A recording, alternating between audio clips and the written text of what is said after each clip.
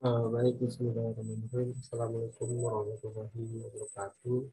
Jadi pada video kali ini saya akan menunjukkan eh,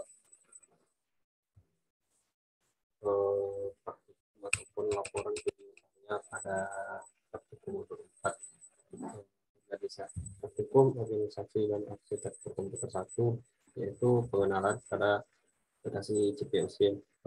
Jadi di sini itu pembahasannya adalah pengenalan pada suatu aplikasi, yaitu CPU SIM. Apa saja aplikasi itu, bagaimana pengerjaannya, dan juga apa saja yang dapat dilakukan pada aplikasi tersebut.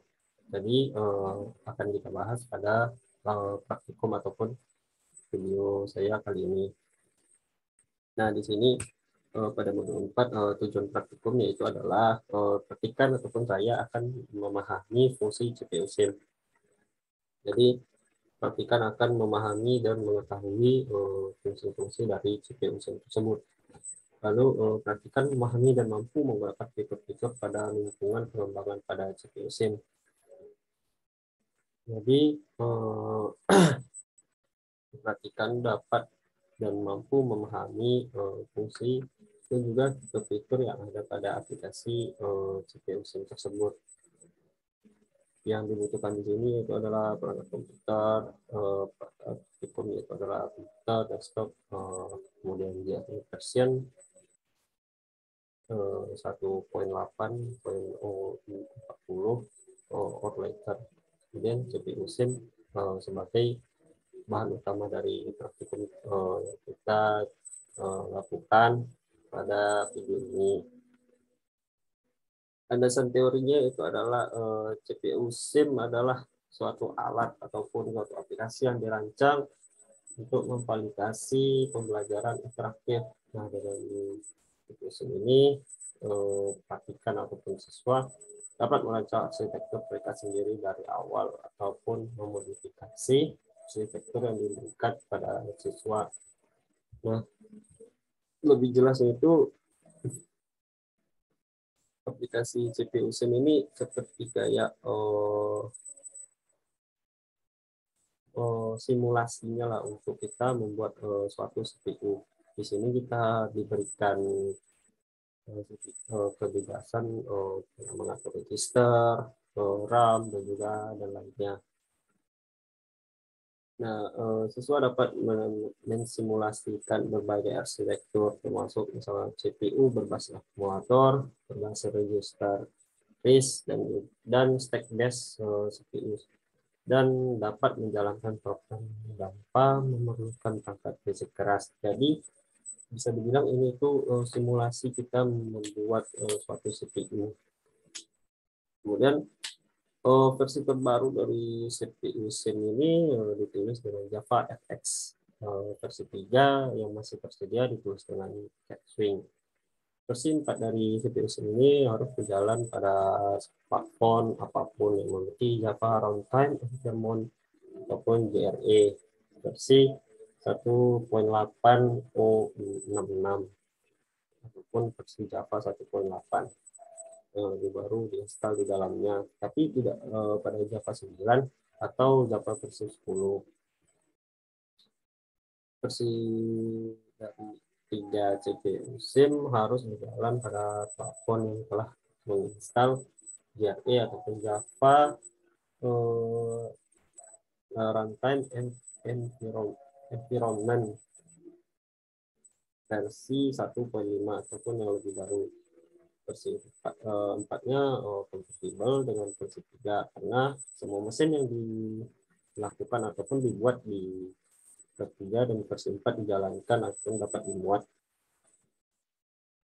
Fitur-fiturnya itu pada CPU SIM ini adalah alat untuk mendesain CPU tingkat register, kemudian dialog untuk menentukan jumlah lebar register, array register, dan juga RAM. Dialog untuk menentukan instruksi mikro, kemudian dialog untuk menentukan instruksi mesin. Kemudian editor teks, assembler untuk mengubah program kita menjadi kode mesin, lalu debugger, lalu ada desktop utama, biar kita dapat menunjukkan preferensi dan sebagainya. Nah, pada modul 4 ini sudah kita sebutkan desainnya. Nah, ini gambaran awal ya, gambaran awal dari sistem tersebut. Bisa kita lihat lambat satu. Lihat ini adalah registernya. Ini seperti pada modul ya. Pada modul itu terlihat isi HCC, IR, MARC, MDR, dan status. Kemudian langkah-langkah pekerjaannya. Yang pertama yaitu kita menentukan komponen keras dari CPU yang kita gunakan. Nah, di sini untuk melakukannya itu setelah kita masuk dalam aplikasi CPU Scene, kita mengklik ataupun menekan tombol modify yang ada pada CPU. Kita bisa kita lakukan modify, kemudian hardware modulus. Nah, di sini kita pilih register karena yang pertama yaitu pada praktikum kali ini kita melakukan ataupun kita mengisi ataupun membuat register terlebih dahulu. Sudah saya isi di sini yaitu ada beberapa register seperti AC, IR, MAR. Nah, ini ACC ya. ACC, kemudian IR, MAR, MDR, PC, dan status. Yang masing-masing panjang width itu 16, kecuali status ya. Status panjang width itu hanya jumlah 3. Setelah kita buat, kita oke-kan. Kita kembali kepada modul. Nah, di sini. Kemudian bentukkan register ataupun register array. Sudah kita jelaskan tadi. Ini register. Kemudian register array. Nah, di register array ini masih sama. Modify, hardware-nya itu hardware registernya ya. Di hardware modul itu ada beberapa contohnya itu register yang kita buat barusan, register array, condition bit, dan juga RAM. Register array ini sesuai pada modul. Modul itu dapat kita lihat itu ada name A dan B. Ini sebelumnya sudah saya kerjakan ya pada aplikasi SPIC-nya. Ini A dan B yang mana masing-masing itu panjang 16 dan juga width itu sama-sama 32. Lalu condition bitnya kita buat head bit registernya itu adalah status, bitnya 0, mulai dari bit 0 ya. Kemudian kita centang hard. Lalu setelah itu kita masukkan ataupun kita buat yakni itu RAM. RAM di sini kita buat namanya main RAM. Lalu panjangnya itu adalah 128. Kita buat besarnya ya, besarnya itu panjangnya itu 128, size-nya itu sepanjang 8. Lalu kita okekan. Kemudian selanjutnya itu instruksinya kita sudah membuat RAM. Nah, menentukan memori atau RAM. RAM adalah byte addressable dan setiap RAM dapat diakses CPU hanya melalui memory access micro instruction. Nah, memory access micro instruction ini itu fungsinya dapat mengakses CPU yang dapat mengakses RAM yang ada pada CPU-nya yang mentransfer data antara di register dan RAM. Jadi penggunaannya micro instruction ini bisa dikatakan dapat mengakses dan juga mentransfer data antara register dan juga RAM.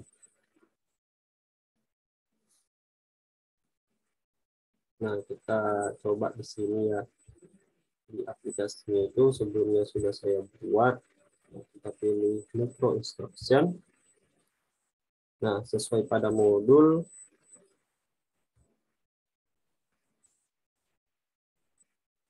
Nah, sesuai pada modul instruksi mikro. Angka ini diperlukan untuk memanipulasi data dalam register dan RAM. Instruksi mikro yang melibatkan operasi aritmatika mengasumsikan bahwa nilai integer disimpan dalam representasi komplement 2. Nah, di sini kita sesuaikan sesuai dengan jurnal ya. Nah, sudah saya buat AC. Yang pertama itu adalah name, instruksi. Bisa juga dikatakan ini mikro instruksi itu kayak instruksi lebih rincinya ya, dalam mengatur antara register dengan RAM ya. Nah, memanipulasi data yang ada di dalam register dan RAM. AC, MBR, source-nya ACC.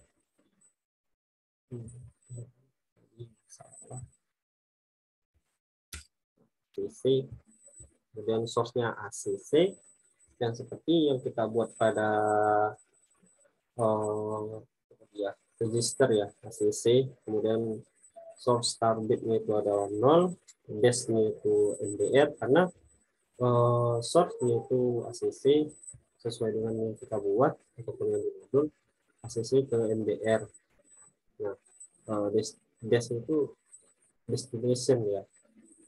Dash itu adalah MBR, kemudian dash target itu 0, dan 6 bit itu sebesar 16.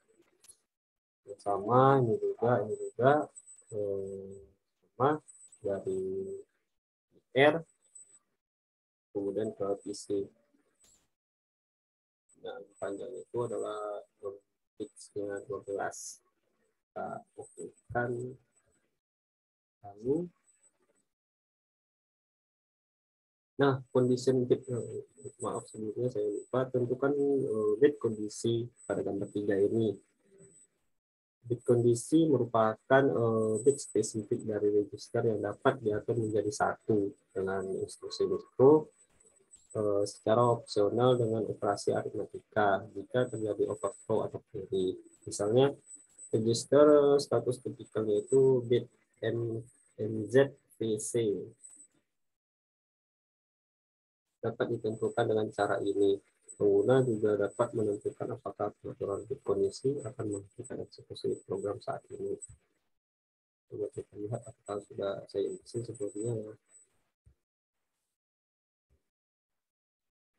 Bit. Nah, ini masih saya buat update ya. Nah, lalu kita coba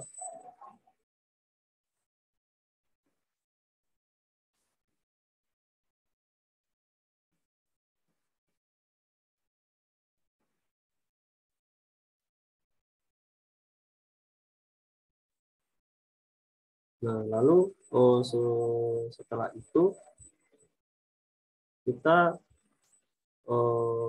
lanjut yaitu adalah yang ini menentukan kondisi itu.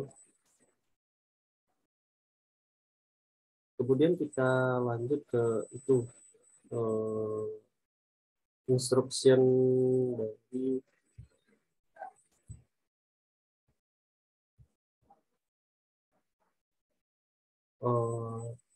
instruksi mesinnya itu. Jadi instruksi mesinnya itu bisa dibilang kayak apa yang akan dilakukan dari register-register tersebut, bisa jadi menambah, membagi atau pengurangan ya, menentukan instruksi dari fetch sequence. Ada langkah ini ditentukan semantik setiap instruksi dengan urutan instruksi mikro yang disebut execute sequence. Nah, jika kita lihat pada aplikasi ini sebelumnya sudah saya isi juga mesin instruksi. Lihat di sini, mungkin belum saya tambahkan semua ya. Nah, di sini kita buat yang pertama yaitu adalah fieldnya. Fieldnya ini bisa dibilang itu jumlahnya ya.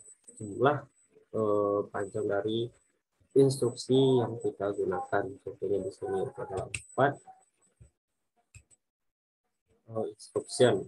Nah, instruction dalam modul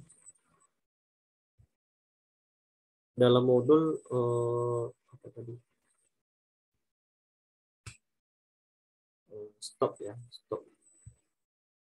Stop yaitu berjumlah outputnya itu 0 dan juga fade length-nya itu 16. Nah, di sini sudah saya masukkan sebelumnya itu kalau stopnya itu outputnya berjumlah 0, kemudian length itu 16. Jadi setelah kita sebelumnya kita atur field-nya. Nah, jadi field ini berjumlah 3 kita tambahkan. Di sini ada ADDR, OP, dan unused. Di sini OP sendiri itu adalah outputnya. Kemudian unused ini kita gunakan yaitu pada store ya, instruksi store. Kemudian ADDR-nya itu bertipe required, 6 bit itu adalah 12, default file-nya itu 0, relativity absolute, dan estimate. Nah, ADDR ini bisa dikatakan itu instruksi apa yang dijalankan selanjutnya. Contohnya download, kemudian ADDR stop. Nah, kita menggunakan 3 ya. Nah, coba saya tambahkan satu lagi di sini. Itu adalah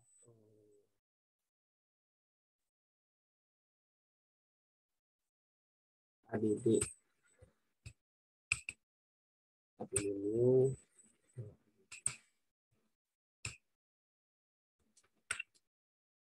Nah, untuk panjangnya sendiri di sini itu outputnya 5.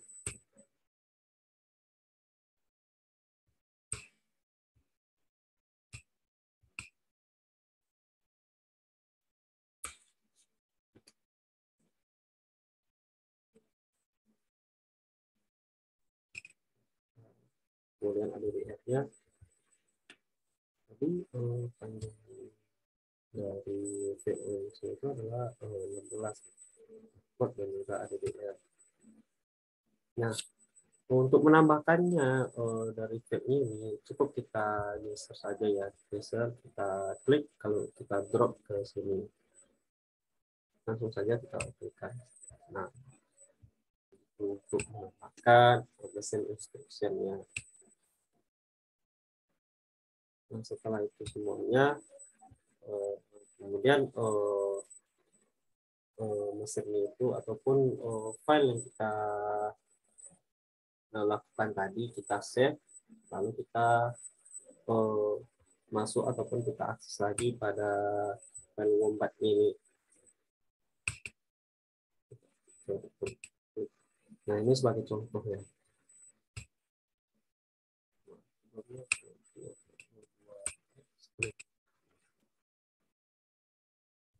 Nah, ini sebagai contoh ya, saya belum men-save-nya. Nah, di sini inilah seperti gambarannya gitu. Nah, di sini yang kita masukkan tadi di sini itu 12 itu pas. Nah, ini kita akan transfer register to registernya. Itu PC kemar, PC start bit 0, destination amat. Nah, destination start bit itu 0 dan number of bit itu 12. Nah, ini yang kita buat tadi. Mungkin mesin instruksinya itu belum semua yang saya buat ya. Belum saya buat, nanti akan saya tambahkan lagi.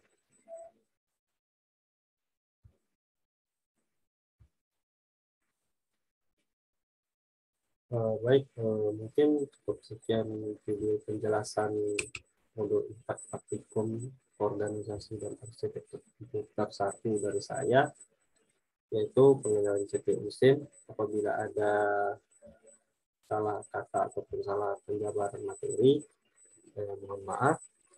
Assalamualaikum warahmatullahi wabarakatuh.